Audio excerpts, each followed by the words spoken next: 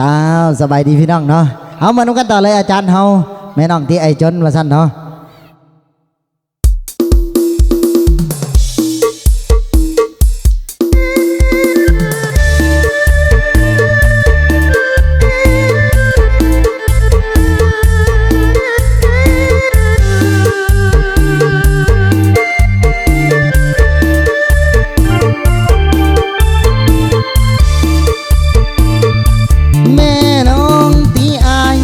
จนเงิน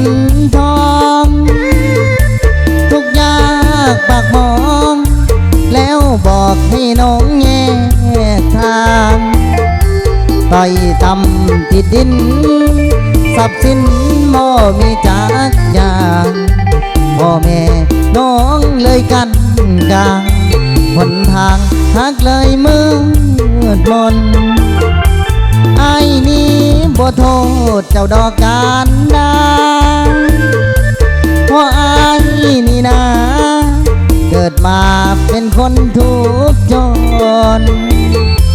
พ่อแม่ของน้องก็ต้องห่วงลูกของตนหากนางได้ผัวคนจนอนาคตมืดมนหมดใจหน้ามนอายนี่จนเหมือนแม่น้องเก่าทำแม่น้องเว้าใส่ยังจำไว้ในใจผู้ตัวว่าจนก็ต้องถอยไปให้ไกลคำนี้แม่น้องบอกอายมันเจ็บหัวใจคนจนศาสตร์นี้บ่มีบุญวาสนาสุขเถิดการดาให้ลาก่อนหน้ามนศาสตร์หน้าถ้ามีไอ้นี้ขอพบอีกคนศาสตร์นี้ไอ้เกิดมาจนจำต้องทนทางลาน้องไป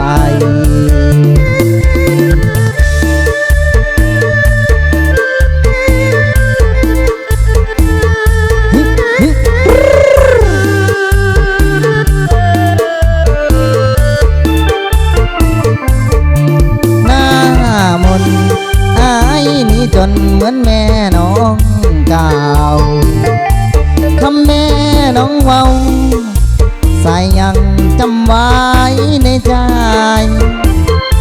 ผู้ตัวว่าจนก็ต้องถอยไปให้ไกล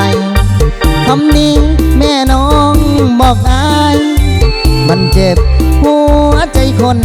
จนศาสตร์นี้บ่มีบุญวาสนา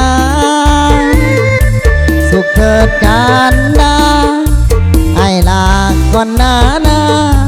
มนศาสตร์หน้าถ้ามีไอ้นี้ขอพบอีกคนศาสตร์นี้ไอ้เกิดมาจนจำต้องทนทางลาน้องไป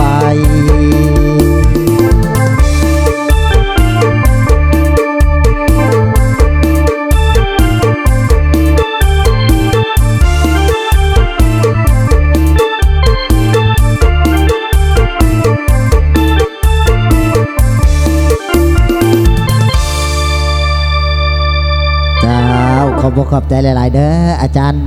เนาะ ฝากติดตามเลยได้พี่น้องเด้อทางช่อง YouTube อาจารย์ดอนมิวสิกเนาะบ่ว่าสิเป็นทางช่อง YouTube ค่อยเนาะบ่พิมพ์ดูมึงซนพี่น้องว่าซั่น